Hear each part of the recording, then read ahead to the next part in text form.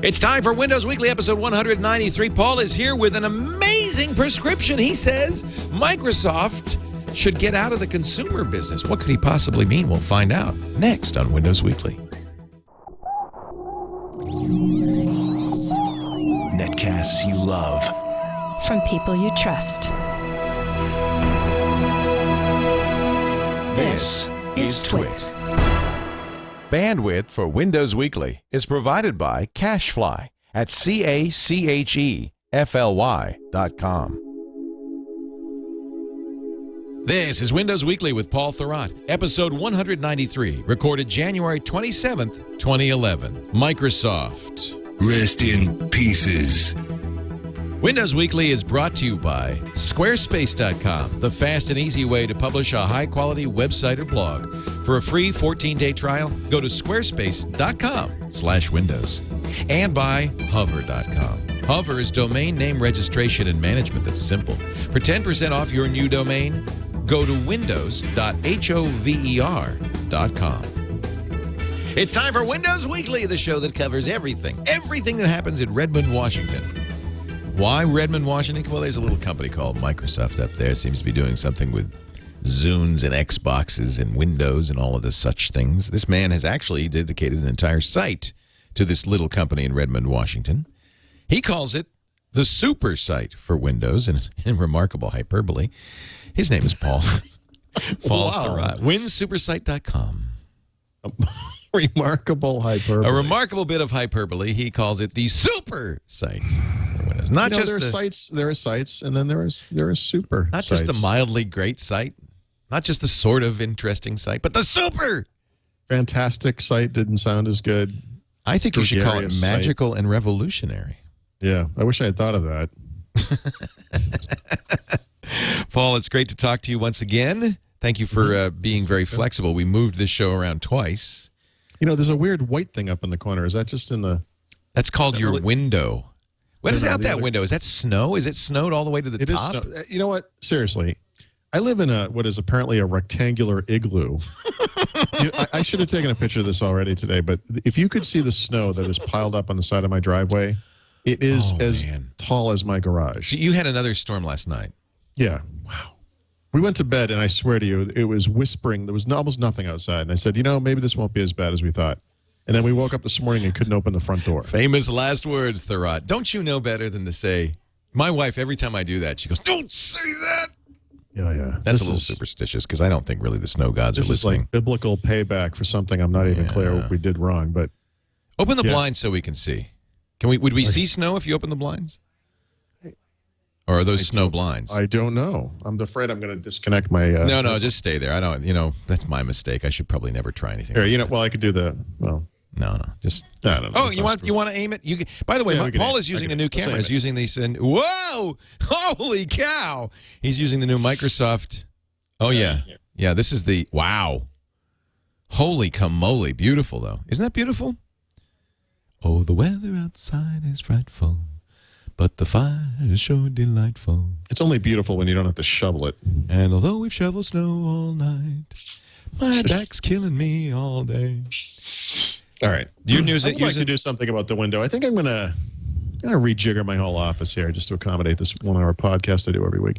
But I'll tell you what does work. You've got a lovely screen of some kind, spill of light on the right side of your face there, which I think works quite well to you do? Okay. To chisel your newly reduced profile.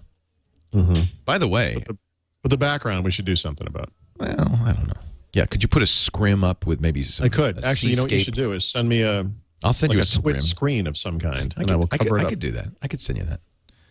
I'll be like a temporary studio effect. I'll send you a picture of snow. Yeah, why don't you do that? And then I will kill myself. That will be the end of that. There'll be snow year-round at the Thurrottville. So I've been reading your book, Gary Taub's book. That's Why You're So Fat, Sucker. I think that's the name of it. It's great. It is. And I have given up white food. I posted on Facebook a link to a video of a talk he gave before this latest book came out. So it's based on the previous book, which is really Good calories, bad calories, and I bought that too. It's more technical and more detailed, and there's more I wanted the study research. information. Yeah, I wanted the research. But this talk, which is on video, is fantastic, and he gives it to an audience of doctors and scientists and whatnot. And what's interesting is I think he is he's not a scientist per se. He's a science writer. Writes for Science Magazine, so he's a prestigious science writer.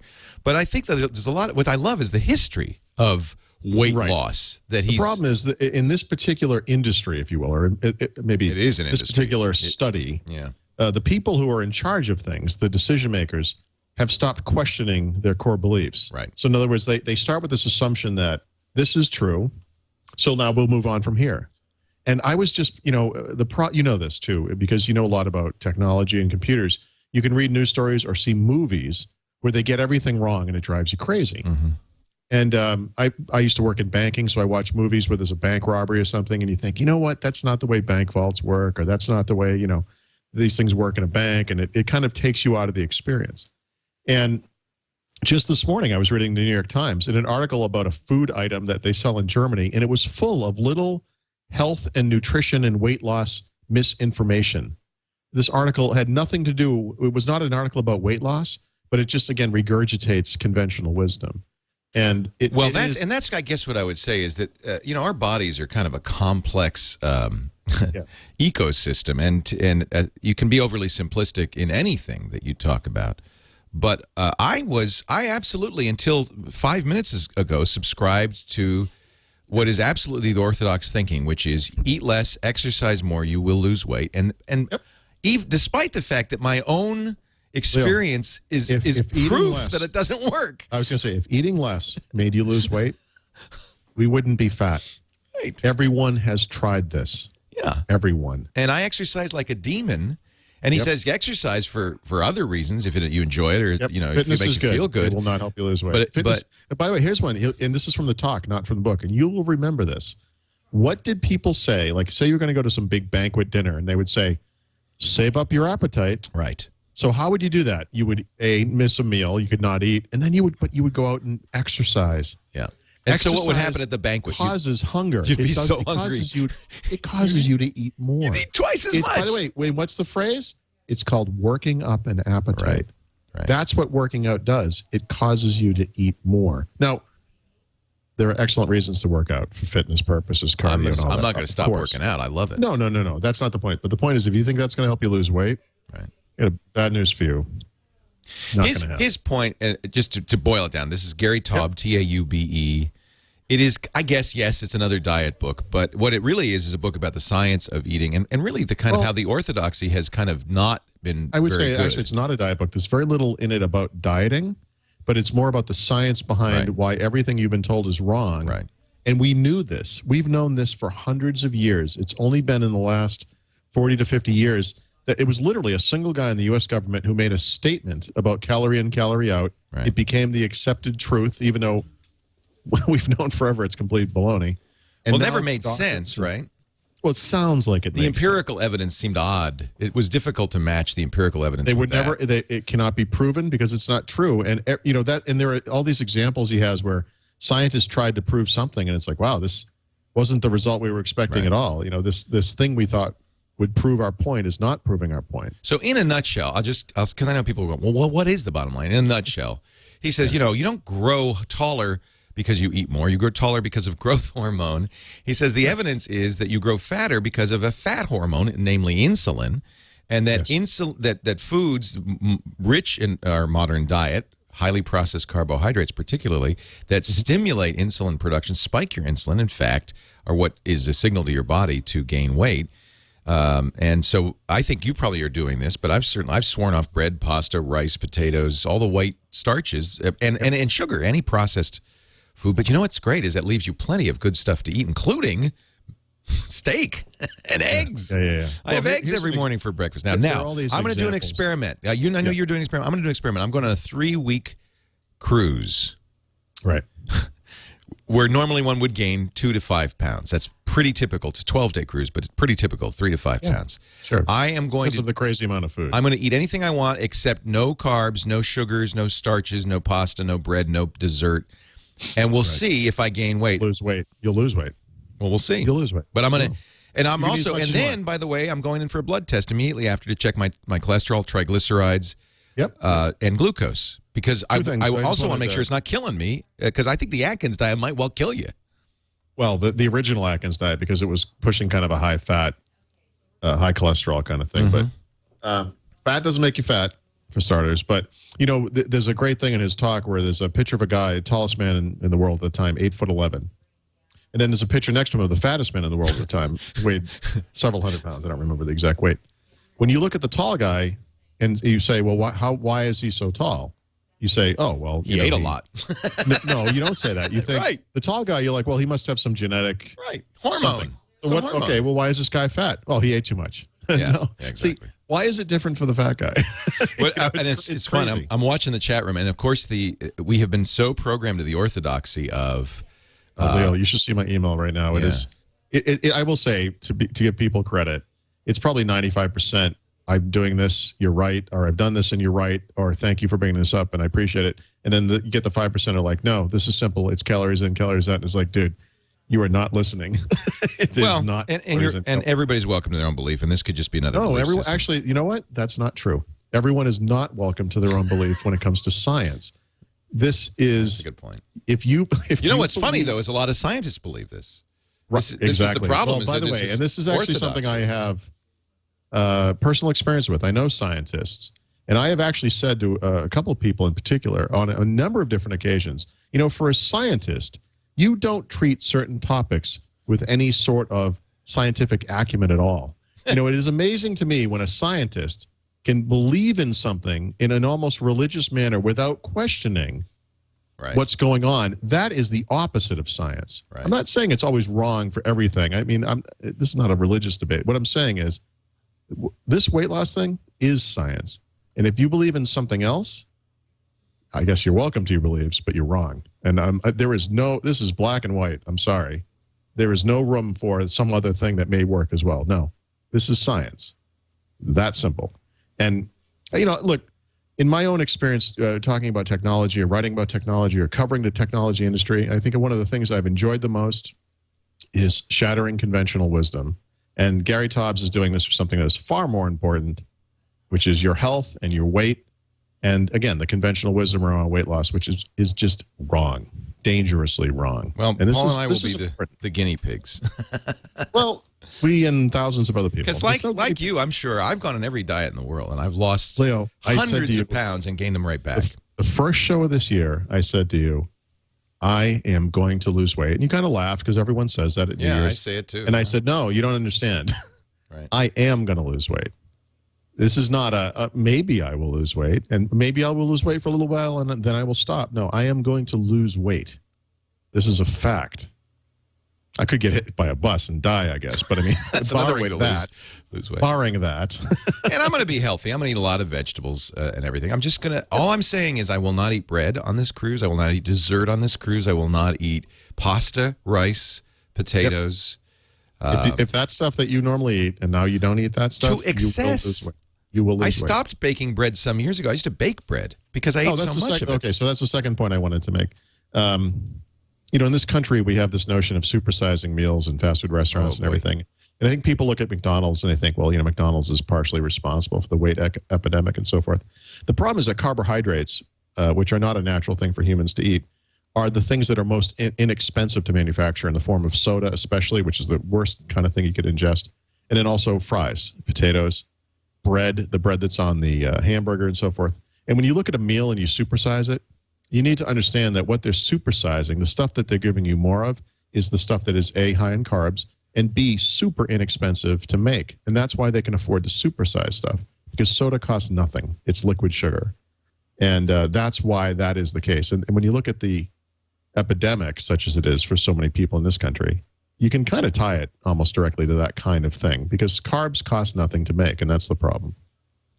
Yeah. And it's, I can in go on about fact, this for, sorry, I'm half the people. It's seen as something that you get to eat if you're prosperous. You get to eat cake and white bread. Yes. So and this comes out in the Taubes book. The fattest people in the world, and this seems ironic, but it is not, are the very poorest people, and the very richest people, and the very richest people. Yeah, yeah. Yep. Well, anyway, we're in the vast middle, and I'd like to reduce my vast middle.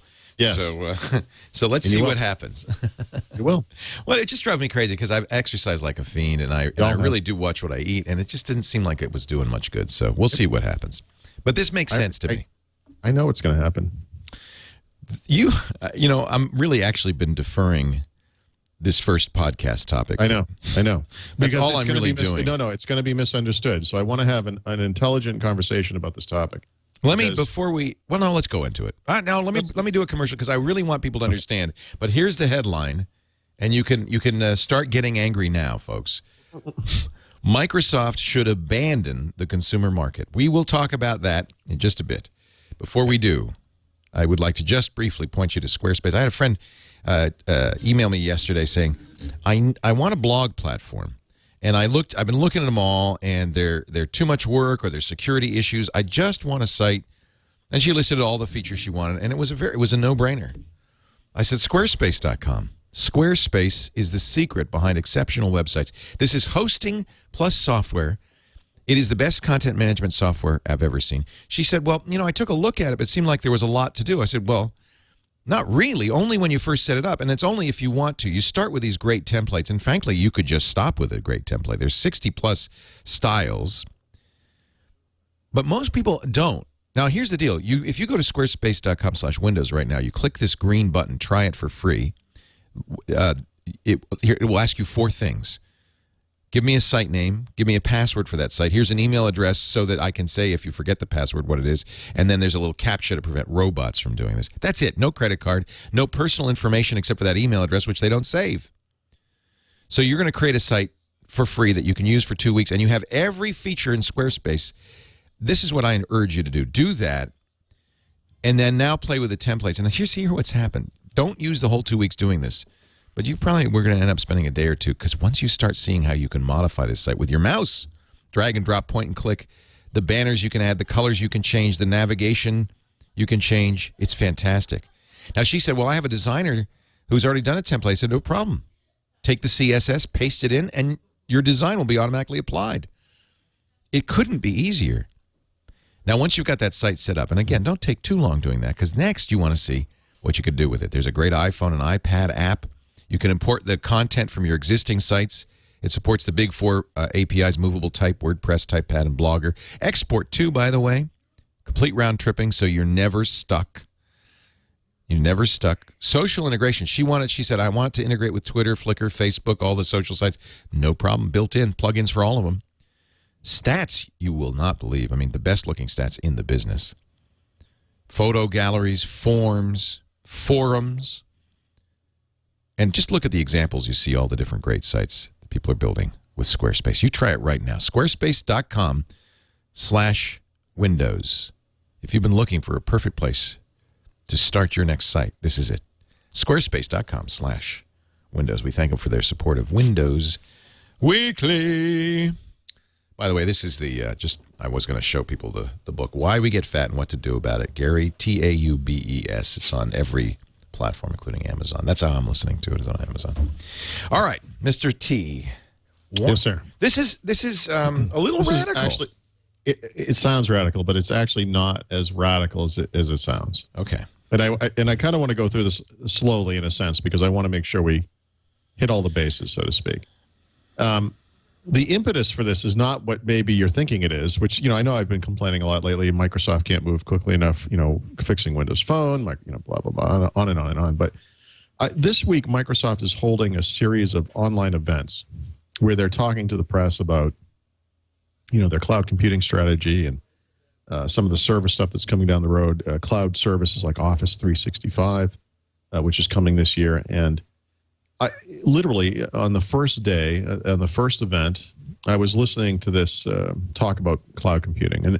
And not to get off on a tangent, but Microsoft has a very interesting cloud computing strategy that hits at a lot of different points, whereas I think other companies tend to approach virtually anything like they're a hammer, so the problem is a nail, that kind of thing. Whereas Microsoft offers a bunch of different approaches, including these hybrid approaches that I think are unique for Microsoft. But, I'm looking at this stuff and I'm thinking this is the opposite reaction that I typically have to Microsoft these days, which is for the businesses that would adopt these solutions, Microsoft is actually moving fairly aggressively. In fact, it's not necessarily an interesting topic, I think, for the people who listen to this podcast, in that it doesn't impact individuals. But, for the companies that are looking for ways to better use technology and yet still save money at the same time, and that kind of thing, consolidate servers by virtualizing them and all the different approaches you can take there on the enterprise side, but also on, just business in general. Microsoft, it's funny to say this, Microsoft is being very innovative and aggressive. And it's not the way that people usually talk about Microsoft these days, right? Because they don't tend to, it seems like they're just followers, everywhere.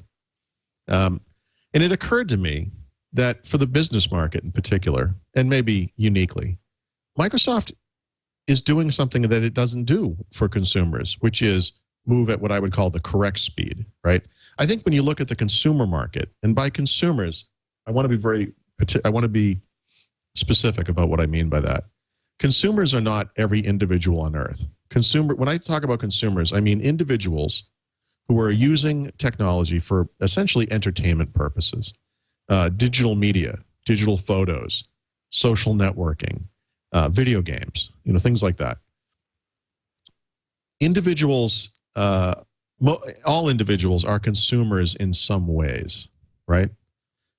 You could have a grandmother who goes onto Facebook to see pictures of her grandkids or something. It's a consumer, essentially.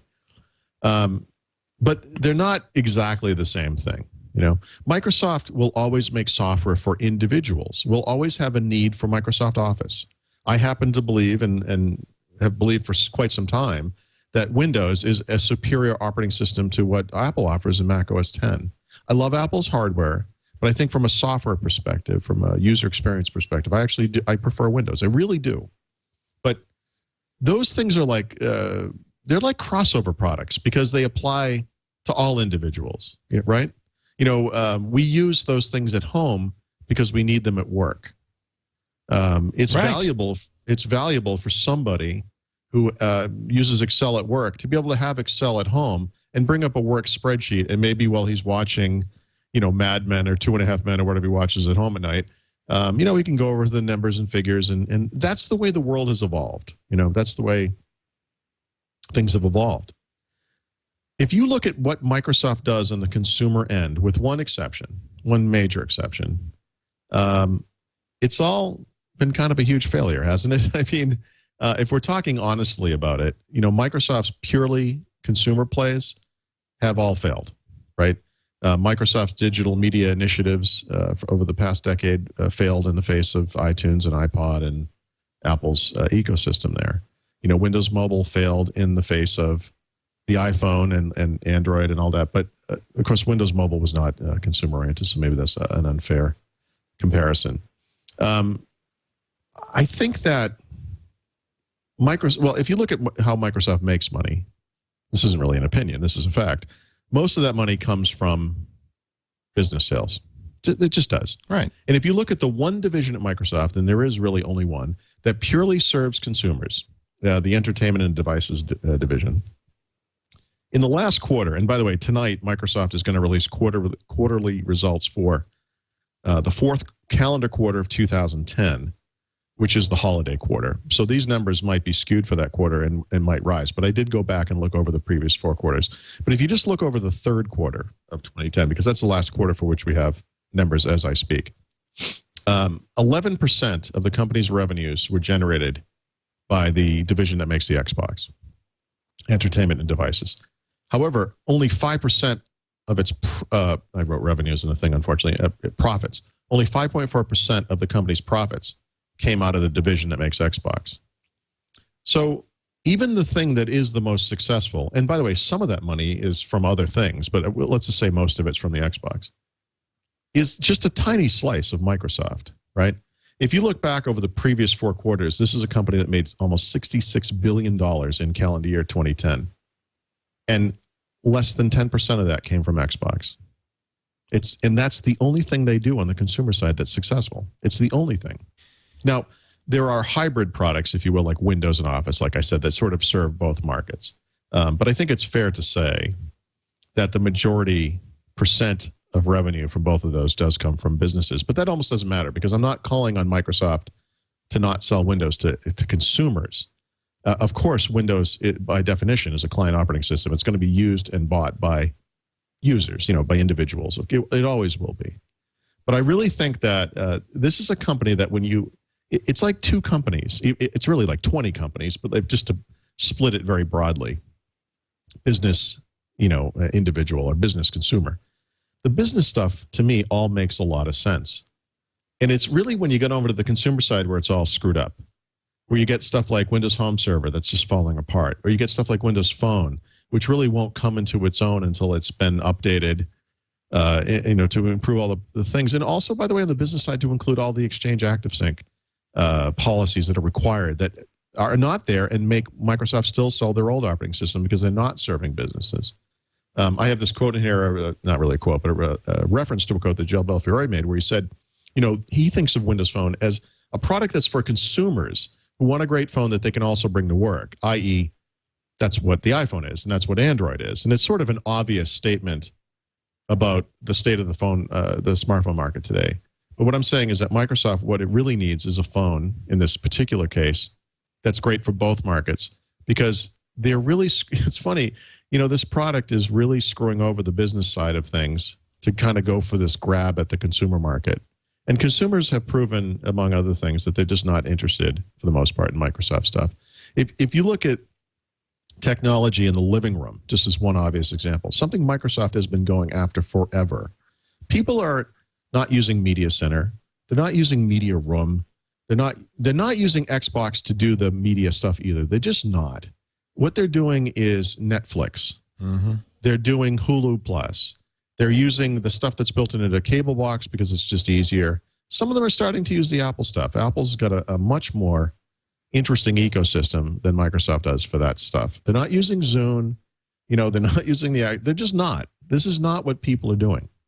And I think that, from Microsoft's perspective, if they look at what it is they do is successful, not just successful, but the parts of the business that have a good reputation, that are moving in an agile fashion, that are actually serving the needs of those people, where they're seeing enthusiasm for that stuff. None of it is consumer products. None of it. And again, I want to be very careful about this because I don't mean that individuals, that us as computer users, are suddenly are not interested in Microsoft stuff. No. Obviously, I still think Windows is the platform. It's important. It's always going to be important. Microsoft makes games for Windows. Why? Nobody plays them. Nobody uses that stuff. It's ridiculous. So my recommendation for Microsoft is to get rid of the stuff that doesn't make sense. And by the way, that's virtually everything with the phrase digital media in it. I think they should spin off Xbox, make it its own company. It could be private. It could be public. I think Microsoft should own most of it, but they should just set the thing free and let it do its own thing. And Microsoft should focus on the thing that Microsoft does best, which is service businesses. That's what they do. And by the way, it's sort of already what they do. It's just that there are parts of the company, and probably the CEO, who kind of don't want to admit it. That's really sort of where they're at.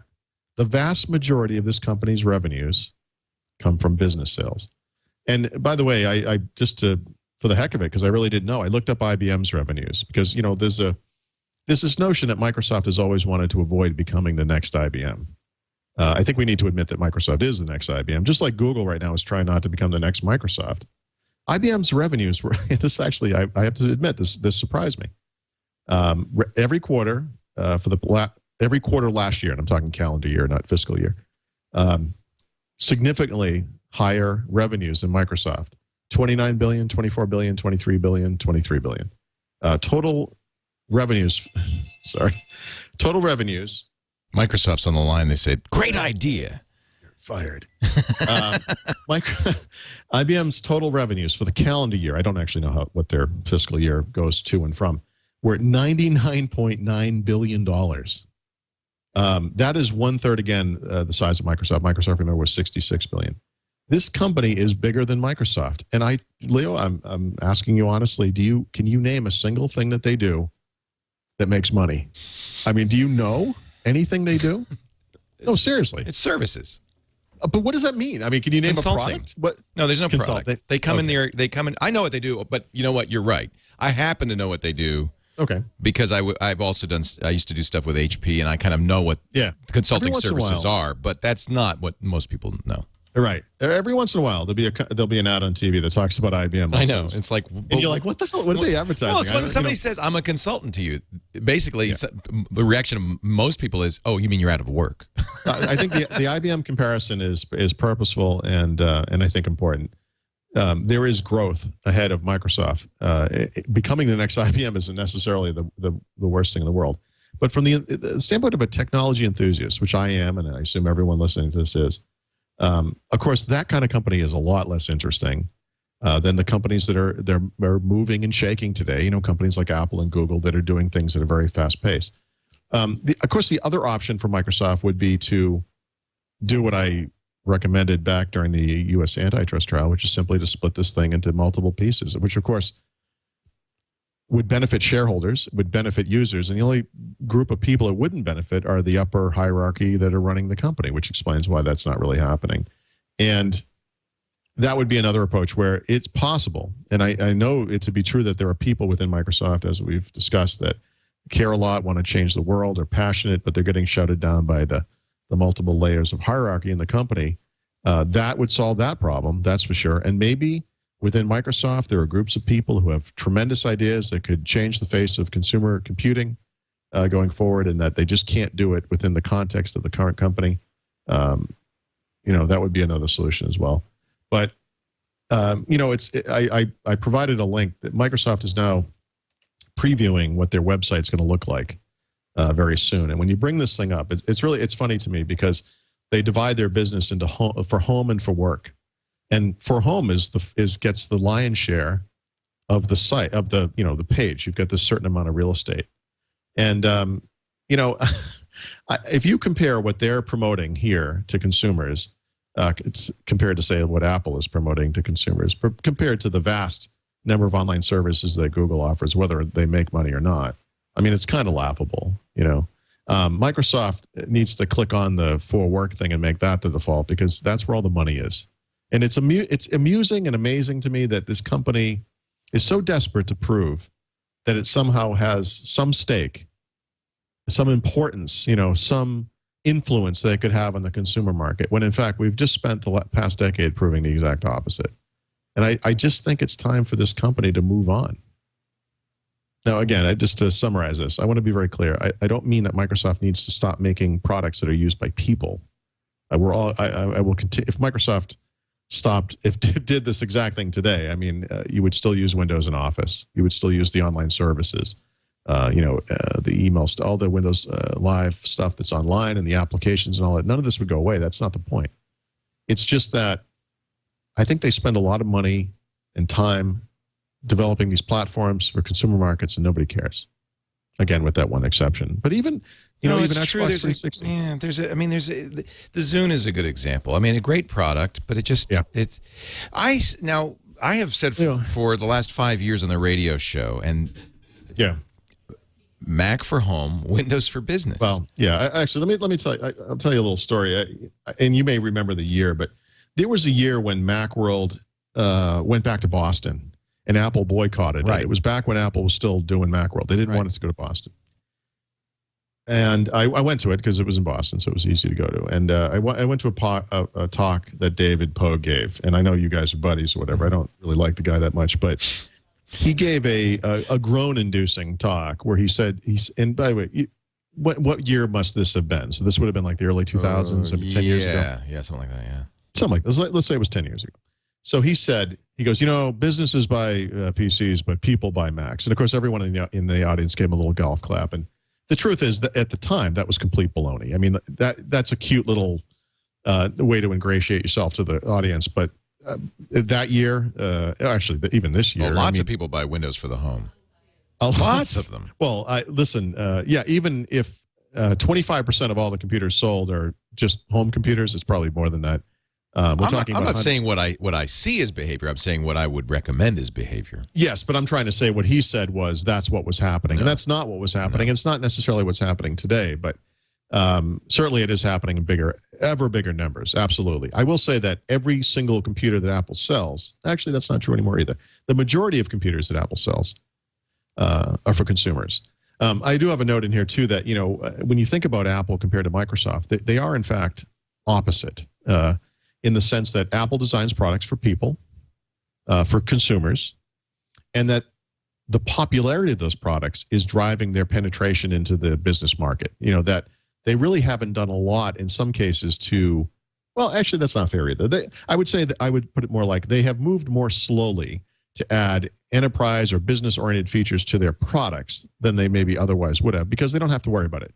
Their stuff is so popular with consumers that popularity simply drives adoption. It's the consumerization of IT. Microsoft, by comparison, designs products for businesses, and people use them at home because they need those facilities at home. Like I said, the Excel spreadsheet or whatever. They want that compatibility. It's kind of a classic thing for Windows. It's a chicken and an egg kind of a thing. In the very early days of the computer revolution, people would try to bring Apple IIs to work because they wanted to use VisiCalc. And that, in many ways, is one of the very first examples of that consumerization of IT type of thing, even though we didn't actually have IT at the time, per se. So these things, but in fact, computers were toys until VisiCalc.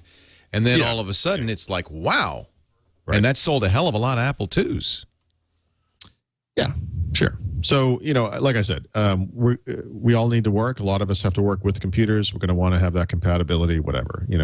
I also think, though, that as we look to the future and people are moving to online services instead of native applications, Windows becomes a little less important from that perspective.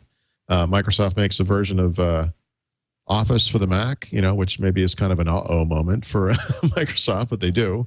And I'm not recommending that people buy the Mac. I mean, I still feel that these devices are too expensive and so on. And frankly, I think most people probably just simply can't afford a Mac, period. But regardless of that, that's a different debate. It doesn't really matter. I guess what I'm just trying to say is that the way Microsoft should approach this market and the way that Apple does approach this market, I think by nature should be that opposite approach. It's the way, I think that's the natural way of things.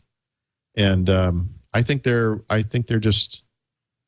blowing through cash and wasting time and money trying to pretend that they're ever going to have an iPad competitor, that they're ever going to have a phone that really can compete neck to neck with the market leaders, that they're ever going to have a real play in the living room, that they're ever going to have an online service that delivers music or video or whatever to people in any capacity that can compete with iTunes. I just think it's never going to happen. And why don't they just wake up to that and stop blowing it and not worry about it?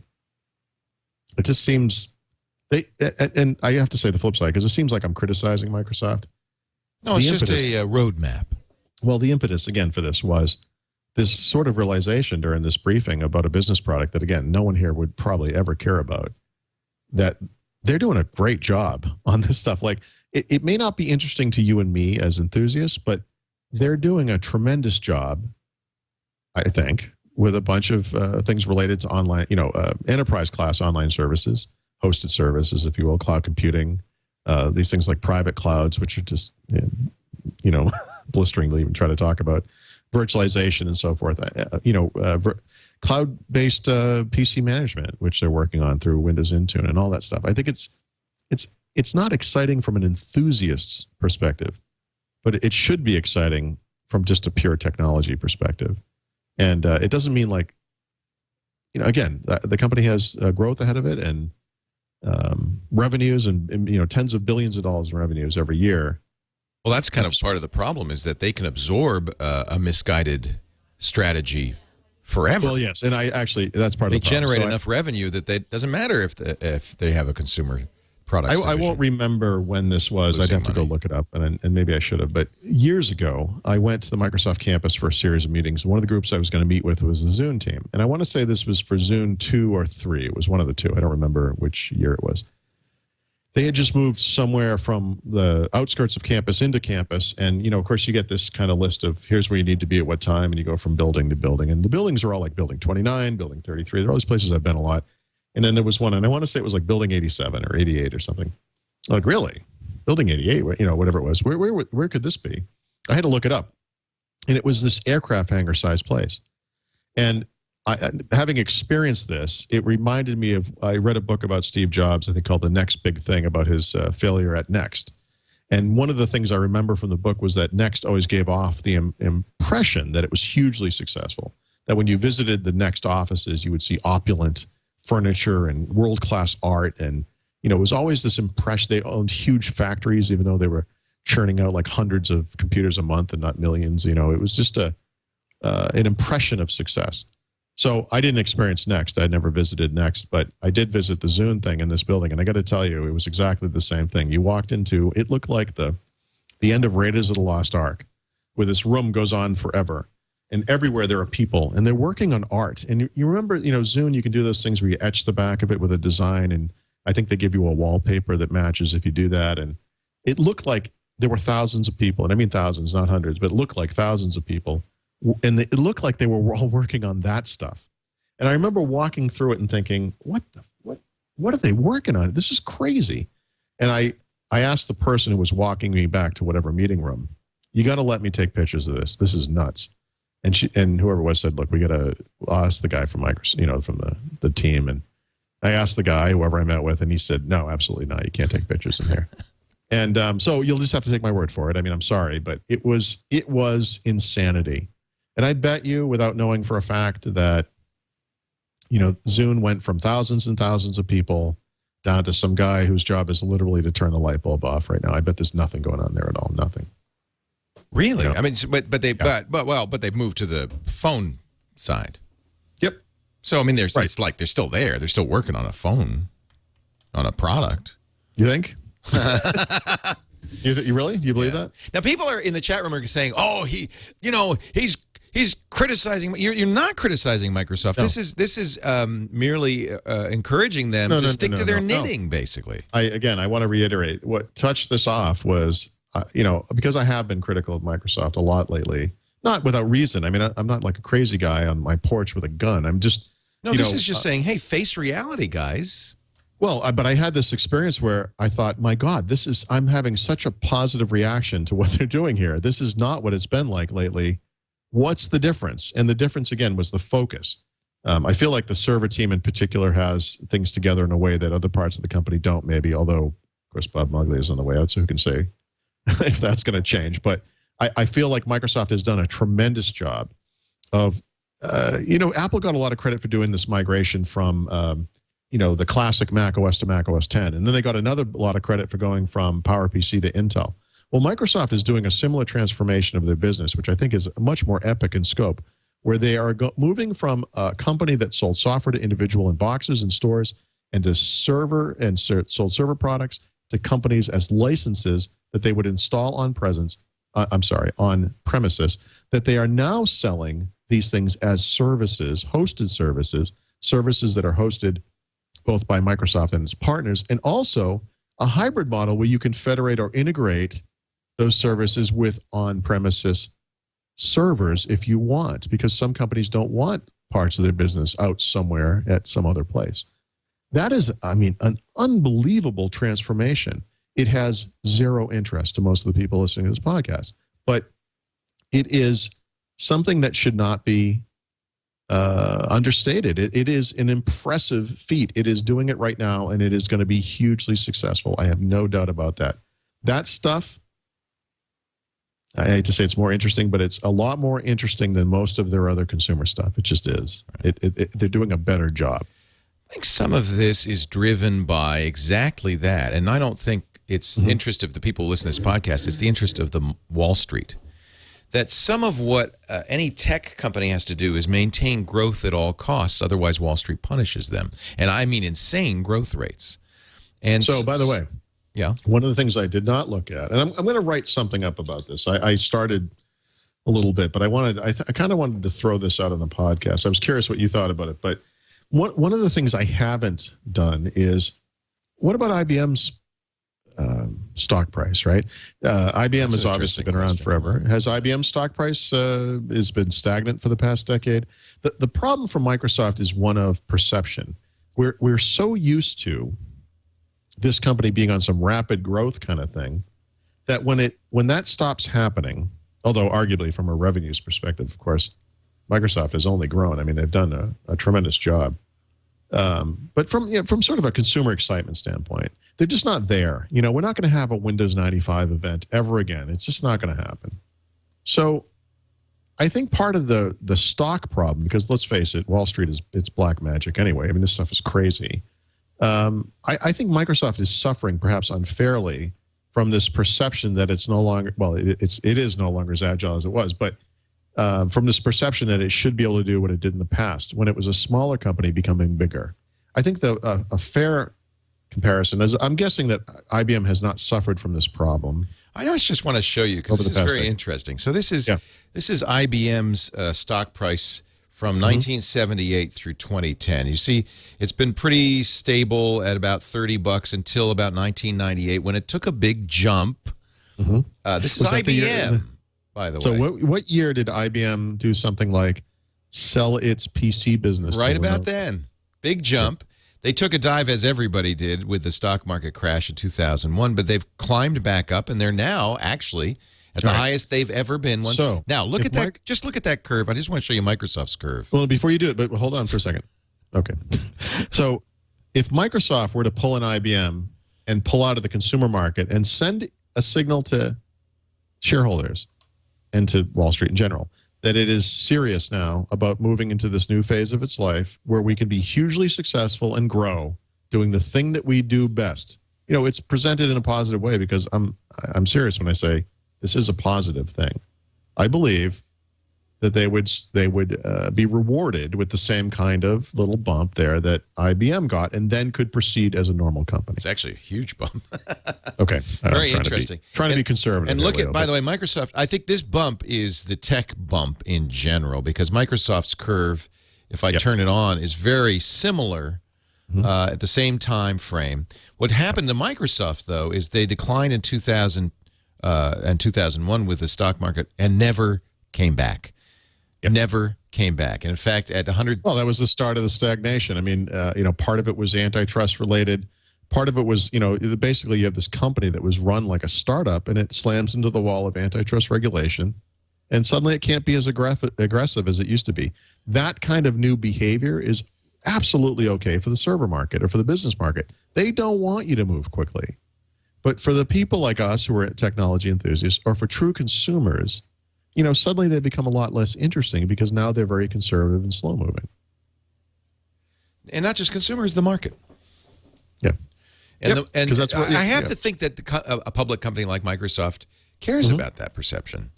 I don't think they care about what you and I think so much or consumers think, but they care what the market thinks. And I think the way tech companies are run these days is very much a response to that demand for, kind of double-digit growth every year and all that stuff. Sure. It's not going to happen. Not going to happen anymore. It's not going to happen. It's a mature industry. One of my biggest pet peeves when it comes to business in general, this has nothing to do with technology. We're watching TV. There'll be some commercial that comes on. I might have mentioned something like this before where, Reese's as a company, which is probably owned by Mars, which is owned by Pepsi, who knows, but there's this thing, some company came up with this thing called, peanut butter cups. And they were really popular. And then you grow for a little while, and then eventually you level out, and you think, well, how can we expand this business? Right. So you come up with things like Reese's Pieces, you come out with Reese's Peanut Butter Cup cereal, and eventually it becomes so ludicrous that you're almost making things that are non-food items, not that peanut butter cups are food. Oh, M&M's did that. They've plastic toys and stuff. Right. Because there is an insatiable need in business to simply grow and grow and grow and grow. Right. And eventually you reach the point where you're hitting ludicrous things. And I guess what I'm suggesting almost is that in some ways Microsoft is doing that and should rein it in. It's well, you could certainly blame the lack of focus internally and the interdivision rivalries internally and all of that stuff on some of this, right? Hey, listen, great server products can come out of consensus mode, but great consumer products that need to respond very quickly to emerging market trends, not so much. Yeah. And again, I didn't highlight this in the show notes per se. Actually, I didn't highlight the show notes at all. But as I sort of alluded to there, the other option, I guess, would be voluntarily splitting Microsoft into different companies, each of which has a different focus. It would benefit, and I'm being very simplistic here, but it would benefit shareholders in the sense that you would own shares in each of these companies. And I think it would benefit consumers and, of course, the people who are just going insane inside of Microsoft now, because these companies could would be able to be moving faster in response to market conditions, be setting an agenda, selling the products they want to send. It is inconceivable to think what may come out of these multiple companies that, with the shackles off, would the Office team be creating versions of Office? Would they already have created Office for iOS? You have to know they would have. I mean, come on.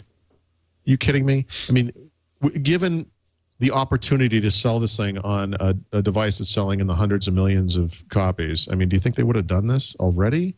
Of course they would have. There are a lot of examples of this kind of stuff. Well, I can't disagree with you. And in a way, this is another slant on a topic that you and I have talked about before, Dvorak's talked about before, the notion that Microsoft should be split into different companies with different divisions. Yep. I mean, it's the same thing. Split off that consumer division. I have conversations all the time with friends of mine from Microsoft who express frustration with the way things are going internally. There's a lot of kind of conspiracy theory stuff around, the executive exodus stuff and all that. But I guess I have been struck over time, and this has happened again and again, by, you meet these people and they're driven and they care and they want to change the world, and they're just shut down by this unbelievable hierarchy. There's also a kind of a situation where if you create something that may in any way compete with one of the crown jewels, you will be destroyed. I have fears for Windows Phone that come out. If you look back at the ARM announcement that Microsoft made, they're talking about putting real Windows, on little tiny devices the size of a wristwatch or an iPod Shuffle or something. Please. Well, no, but they are. And you got to know that the day that they have something where they could run Windows on a phone, do you think the Windows guys are going to let this little side project live? Right. When those guys are still responsible for whatever huge percentages of revenues that Microsoft drives every year, right? They will kill that thing. And these are, this is I don't know what you call that. The internal killing of. They have a bad phrase for it, which I don't like, but yeah, infanticide or kill the baby. Something like that. Yeah, this is an unhealthy culture. This is no doubt about it. So I don't say this. Unfortunately, because I went off of my little Windows Phone rant last week. People are going to take this as like another step in my walking into the grave of Microsoft kind of thing, and that is not the point at all. I really think that this company has some important strengths. And I think they need to focus on those. And I think they need to cut their losses in the places that they're not doing well in. I think they need to make every part of that business accountable for being profitable and give them a certain amount of time. And when they're still not profitable, just get rid of them, because it's just a waste of time and money. And I just think that, again, maybe this all comes down to the same thing. It basically amounts to them being more aggressive in this case about their own future. But this is a huge company. You got to think they're talking about this internally. I mean, you got. I don't know. I don't know. I don't know. Maybe not. Maybe there's. I will get hundreds of responses explaining why what I just said is absolute insanity, and fair enough. But I obviously have my concerns about what's happening over there, and this is all born out of the same thing. It's like you have a child who's not doing well in school. You don't complain to him or try to fix him because you don't care. You do it because you do care. And I want to see this all work out the way it should. Fortunately, I mean, it's not like Microsoft is in, teetering on the edge. Yeah, they're doing. I mean, some guy wrote me, with a Mac.com email address. He said something along the lines of, "Oh, you finally figured it out. You backed it wrong." No, of course, these guys are circling the drain. I'm like, that. The $66 billion in revenues they made last year must be really painful for them. What will they do? Yeah. Like, she's like, I mean, yeah, they could buy South America, but yeah, they're doing terrible. I wanted, actually, you have a number in here, 2 million Windows phones sold. That's actually pretty good. I mean, it's not iPhone numbers, but it's pretty good. Yeah, I did some math on that one, by the way. And again, that's what, in a month and a half, 2 months? Yeah, it's actually in a quarter. So okay, 3 months. All right. If Android, Google claimed recently that they're activating 300,000 a day. Android a day. Apple, we know from their fourth quarter sales that Apple is activating 180,000 iPhones, just iPhones. I mean, obviously there were other iOS devices, but 180,000 iPhones a day. A day. So Microsoft's figure works out to be about 22,000. Okay. But again, not bad. I'd take it. And if you're a developer like Dimitri, 2 million customers, that's fine. I'll take it. Yeah. No, right. I mean, I don't mean to say that it's a new platform. It's an unproven platform, and it's something you really have to sell people on. Right. Because unfortunately, well, there's some killer products out there from the other guys. I mean. In other words, when the iPhone came out, it was so much better than everything else that even though, especially in that first release, there were so many missing features, and by the way, no App Store and all that stuff. You know, it was so much better that it was fine. The problem today is, as you know, there are dozens of Android phones, all of which are excellent. The iPhone is excellent. And, you know, now you've got this Windows Phone thing, which I would argue is excellent. But, you know, you look at the app situation, you know, every week their New York Times, and they did it today, is, you know, they do a little tech day thing, and there's all these tech articles, and it's always all about iPhone apps do this, iPhone apps do that. You know, it's hard to overcome, you know, that kind of momentum. But they're still showing, I think they're showing growth that's important. You know, for example, at CES at the beginning of the month, they talked about there being over 5,000 apps in the Windows Phone marketplace. As of today, over 6,500 apps. That's already an incredible jump in just about 2.5, 3 weeks. More than 20,000 registered developers at CES. Today, that figure is 24,000. So again, big stuff. They talk up the satisfaction numbers. I mean, not surprisingly, people who get Windows phones love them, evangelize them to other people. The people that see them love them, and you know, they, by and large, you know, the people who get these phones really do love them, and not surprisingly, because it's great. It really is great. Too bad they're going to kill it when Windows 8 comes out. It's not great, and it's not great or enough, and that's the issue. It has to be so much better that people say, "Oh," and flee and abandon these other. If it's equal to, that's not enough. Yeah, and I would submit it can't even be somewhat greater than. It has to be a lot greater than. Yes. So the way I look at it, unfortunately for Microsoft, you know, they need more time. I would argue that from a platform perspective, usability and so forth, you know, Windows Phone is superior to the iPhone and to Android. But you know what?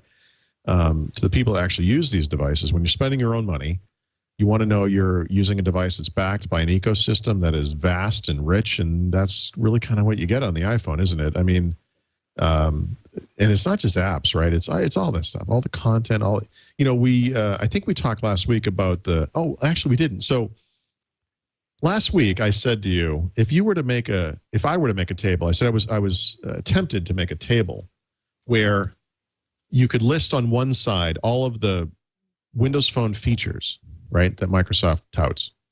And then on the other side, you would list all the markets, the countries typically that Windows Phone is sold within.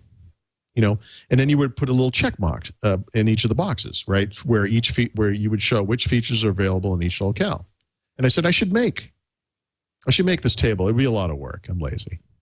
Well, yeah, Andrew you Birch, mentioned it. Yeah, Andrew Birch was in he was the guy with the book. Yeah, he went home and he made the table. He did it, and sure enough, it is a sea of empty boxes. Yeah, because most of these features just aren't available anywhere.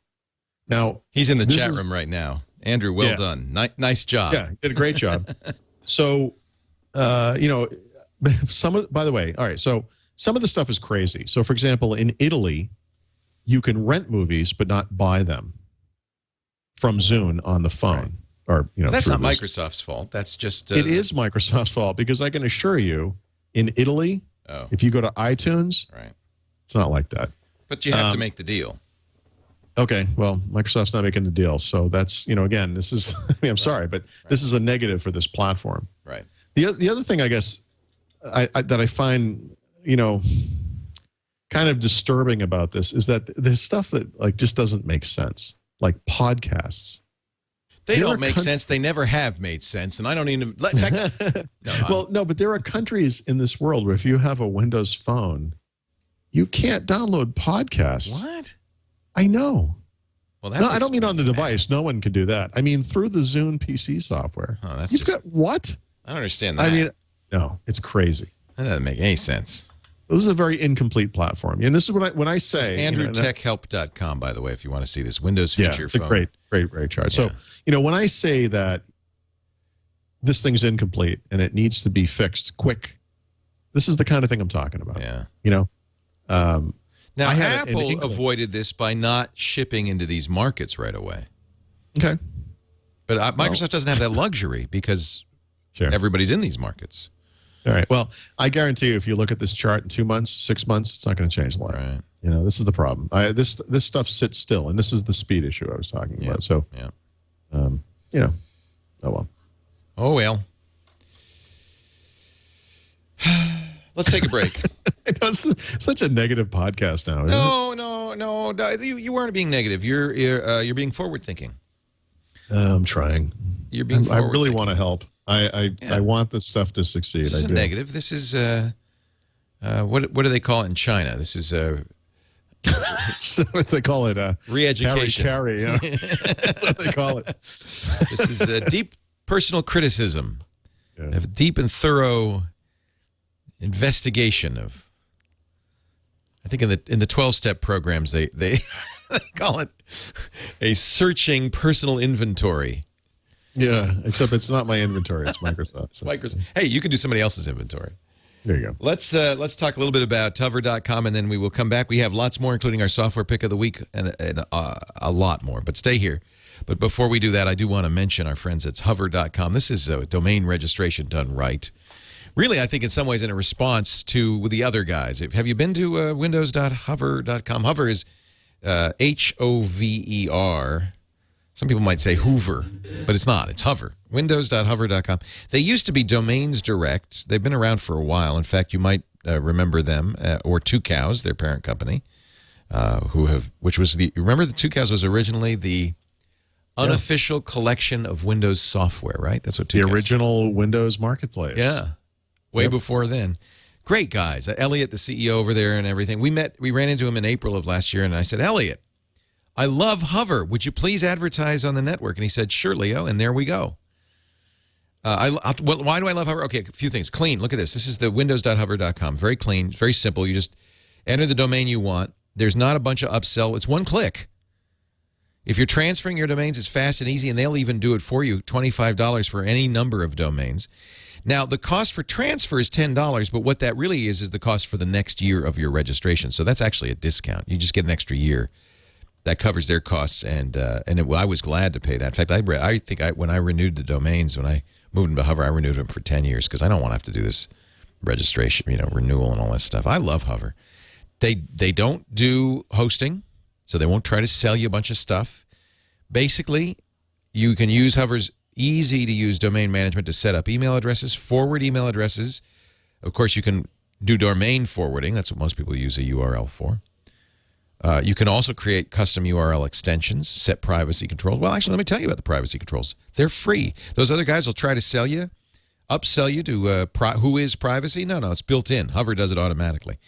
And their service is unparalleled. They have a no-hold policy for customer service calls during regular business hours.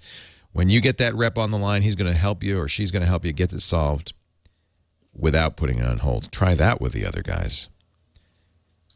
Here's what you do. Go to windows.hover.com, and you'll save 10% off your new domain. Over and above, they're already low cost. Hover, it's domain registration done right. Windows.hover.com. Paul Thurrott, the host of Windows Weekly, former Microsoft I think what I'm going to do is I'm not going to shave. I'm just going to grow. I'm going to turn into one of those guys that lives in a cave. Grow a long I'm just going to get crazier and crazier.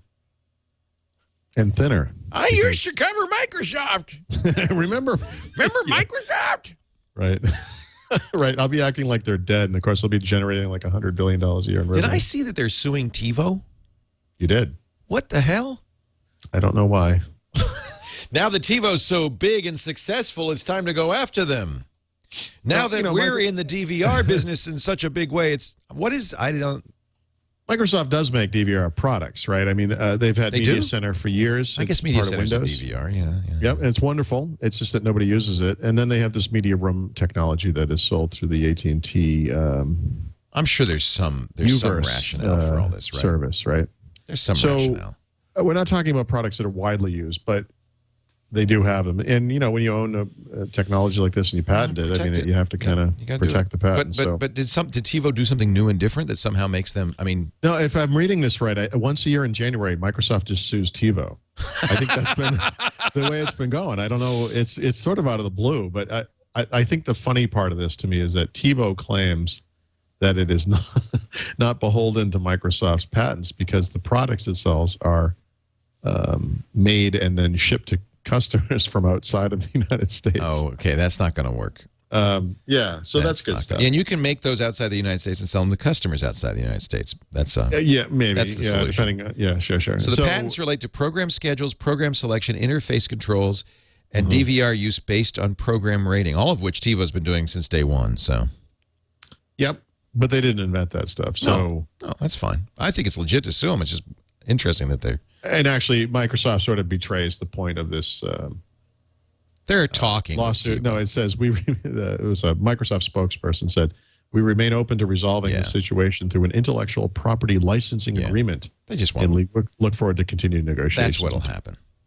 Yeah, so I think they went to TiVo and said, "Look, we'd like you to pay for this," and TiVo said no, and they said, "We're a big company and we have lots of lawyers, so we'll make that happen." Yeah, we'll be seeing you in the boardroom. See you in court. See you in court. Duke Nukem forever. Are you happy? Do you believe it? Leo, some of the happiest memories I have in life, sadly, took place inside of video games. Let's get it on. Yeah, so back when I was living in Phoenix, we used to get on, I think it was called the 10 Network. Yes, I believe that is it, and people may remember this. So back before, I guess, just widespread internet-based multi-gaming or multiplayer gaming, you would actually, I think we paid to be on the 10 Network, if I'm not mistaken, but we would play Duke Nukem multiplayer. I've got balls of steel. Yeah. So Duke Nukem 3D, which was the last, game, came out something like 10, 11, 12 years ago, a long time ago. You're going to die for that. And the 3D Realms, I think it is, the company that was making the sequel called Duke Nukem Forever, has been talking about making Duke Nukem Forever. And clearly this is one of the greatest pieces of vaporware in the computer industry ever, and certainly wasted.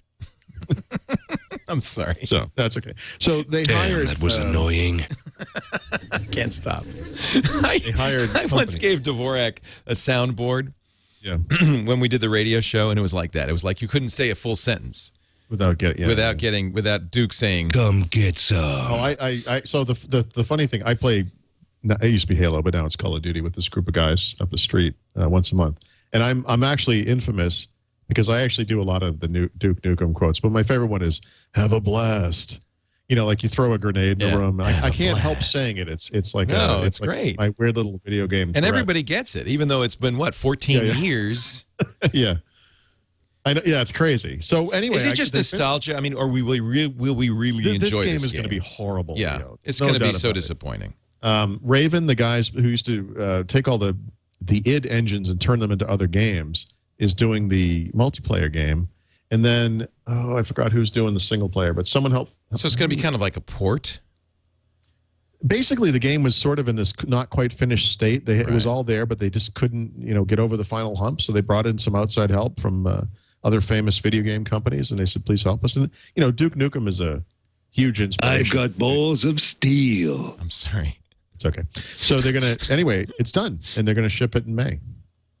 So awesome. Don't get your panties all in a bunch.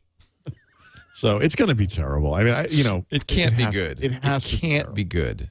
So I can't wait to see it. I mean, there's a trailer out. It is so over the top.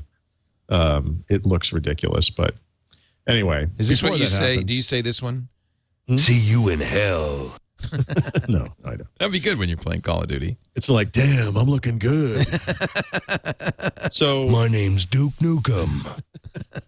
Before that happens, though, you may recall the game Crisis, which was the game that was so powerful they couldn't run it on consoles. It could only run on the PC. And Crisis 2 is coming out, and if you're on the Xbox, there is a demo of Crisis 2, a multiplayer demo available now. And I'm really used to Call of Duty, of course, and when you move from one shooter to another, it's got kind of a weird feel to it because everything's kind of a little different. Yeah. Yeah. So it's a little hard to get used to for me, but it is a beautiful looking game, and I think that's going to be a big deal when it comes out. And then, of course, the other thing that's happening is on February 1st, Treyarch is going to release the first map pack for Call of Duty Black Ops on the Xbox 360. So 5 new maps. Oh, that's soon. Yeah, finally. I can't wait. So that's a big deal. If you're a video game guy. Yeah. Huge. Yes. If you're a COD player. COD. Oh, I heard, by the way, so you asked me, you said, do people... Henry calls it COD. Yeah. Now, I, of course, denounced this because I know nothing. I heard from a guy on the team, and in fact, it turns out that the guys who make the game do, in fact, refer to it as COD. I think it's kind of begging to be called that. I hate that. I know. I don't like it. Well, you could just call on Duke. I'm sure he'd have something appropriate to say. I have a feeling I'm going to play Duke for one day and hate myself and need to shower for a long time when it's over, and then that'll be Get that crap out of here. Yeah. It's called COD. Game over. It's just, there's a lot of these there's a Duke quotes. Nukem soundboard app. I'm playing it, and in fact, unfortunately, most of them are profane. Unusable, yes, Yeah. of course. It's a childish game. Yeah, I can't. But that was the fun of it. It hurts to be you. Everything is like this. Yeah. It's pretty funny. Don't have time to play with myself. Because there's a Duke Nukem game in the game, and you walk up to it, and he says, I don't have time. Oh, I get it. See, you remember. I'm going to get medieval on your asses. It was fun because you, of course, are Duke. So your alter ego, you get to say all these things, which is... Duke Nukem multiplayer was a lot of fun. I still remember this. It was kind of a pseudo 3D environment. It wasn't real 3D, but it gave the effect of 3D. That's what I'm saying. This is all nostalgia because it was, an important game when you were a lad. Hey, lots of things were fun when I was younger. I used to play with blocks and listen to Mr. Rogers records, but we'll see. Right. You know what? It will sell really, really well. For one day. And then the reviews will come out. People will figure it out. Yeah, exactly. And I think, you know what? There are probably a lot of people like me. I have friends who don't play video games, but used to in college. They'll buy it. And they're excited about this. So this is kind of like a disco revival tour, or one of those nostalgia things. Exactly. If you would go see Poison in concert, you would buy Duke Nukem. I would absolutely do that. Hey, it could happen. Brett's feeling much better these days. God love him. It's kind of bad when your rock and roll icons are like having heart disease. It's like, oh. Next it'll be like Alzheimer's and... Yeah. Oh, yeah. I broke my hip. When Mick Jagger says, I broke my hip, then I'll know I'm too old. Yeah. Windows App of the Week. This is a great app, actually. I've played with this. I love it. The Windows Phone app of the week. Windows Phone app. Sorry, I left out the keyword. This has got to be this. I assume this is on all the platforms. I had never used it until I got a Windows Phone, but it's called Shazam. And this is beautiful. I told my wife she's going to get this on her Android phone because there'll be a song on the radio, and she never knows anything. When it comes to music, I mean, she has no idea what any song is, who any artist is. Oh, I don't either. I mean, that's a really I have no idea. And I've used this in the car, but the best example I have of using what you do, is you run the app, and then you press them. It's just like a blue screen with a button in the middle. Right. And if there's music playing in the room, you press the button in the middle and it analyzes what it hears, and then it goes and it tells you what the song is. And then on the Windows Phone, at least, it gives you the option to buy it in the Zune Marketplace, or if you have a Zune Pass, you can obviously just download it. It's really, really handy because we've all had that thing where maybe you hear it on the radio and they don't say at the end of the song who it was. You're like, oh, what is that? And I've done things like actually Google parts of what I think are the lyrics, and then I write lyrics and then the lyrics I think, and then you try to find it that way, and it's awful. But the last time I was at a basketball game, of course they have the standard kind of, American 21st century sports arena soundtrack or whatever they're playing. But some song came on, and I'm like, this song's actually pretty cool. Yeah, it was that song. Yeah, yeah. It was the Macarena. All ready for this? Yeah, it was Macarena. Really, was it? No. I took I took the phone out, I hit the button, and even in the crowded arena with everyone chanting and whatever, songs playing, and it found it. That's really neat. That is amazing. Yeah, it was probably cool. Though, a lot of people search for that particular song. Yeah, right. I mean, look, I'm not I know this is hard to believe, but I'm not completely up on today's music scene. So, with being an old guy and everything. So, I mean, for me, I'm someone who went into a record store back when this band was still relevant and asked them if they had Creative Soul. And the kid working at Best Buy at the time, laugh at you? He stared at me for, do you have any 20 CNC seconds. No, Music Factory? He didn't say anything. He walked down the aisle and he just pointed at it. And of course, it was collective. So, yeah, I'm old. You're old, Paul. I am old. Okay, that's our Windows software of the week, and it's been out for a while on other platforms. It's called Shazam. I think Midori, SoundHound, are other names for similar software. And I agree. SoundHound you could sing to. So you can go, dun, dun, dun, dun, dun, they'll tell you. Right. Finally, our software pick of the week from Sid Finch. Yes, thank you. Is that a person? I hope so. Sounds like a rock and roller. I mean, sounds like it should be in a Yeah. band. Or a bird. Hello, I'm Sid Finch. You might remember me from the old Birds. Yeah. So now that I've spent probably 40 minutes explaining why Microsoft should get out of the digital media stuff, here's a add-on for Microsoft's key digital media product, Windows Media Center. And what this is it's called Media Center Master, and you can, of course, get it at MediaCenterMaster.com. It's basically an add-on for Windows Media Center that allows you to really just manipulate your media collection inside of that interface in ways that just aren't possible with the default software. Microsoft, when they invented Media Center, they did it for that, what they call the 10-foot interface. It was a TV interface. And by the way, it's a great interface. I still love Media Center. But it's kind of weird in Windows because you've got Media Center, which works perfectly fine with a keyboard and mouse and all that stuff. And you can use it on a laptop if you want, or just sitting in front of your computer. But it's really kind of optimized for the HD TV with a remote control and all that. And for that reason, it doesn't give you all of the capabilities that you might get in, say, a Windows Media Player, which is also included in Windows, or in the Zune software, for management and so forth, because they're trying to cut this difference between really consumption and management. I mean, Windows Media Center is really just designed for that end game bit where you just watch something or listen to something and all that. But this gives you a lot more management capabilities and a lot of additional non-management. I'm sorry. I'm sorry. So I can tell you that song almost certainly was played the night of that game. Of course it was. Can I give you a dirty little secret? Sure. I actually bought an album called ESPN Stadium Tracks. Yes. That has all of this crap on it. We watched the Patriots playoff game where they lost, and before the game, right as the game was starting, you could hear, because we've gone to so many games, and the same exact Ozzy Osbourne song starts, and I kind of made a crack like, it's nice to see that the Patriots have whipped out their new playoff soundtrack playlist. I'm riding on the crazy train. It's the exact same music. I don't know this one. Let's see. Oh, here's a good one. Yeah. Play this at the stadium all the time. This is made for Shazam. It's like, what is this? I know this song. What is this? We all know it. It's not Doctor Who. It's Gary Glitter. Yikes. Rock and Roll Part 2. Very important. He says History of Rock and Roll Part 1. It's actually Part 2. That's why you need Shazam. Because nobody ever knows that. Right. Yeah, so if you want to add this to your music collection for some reason.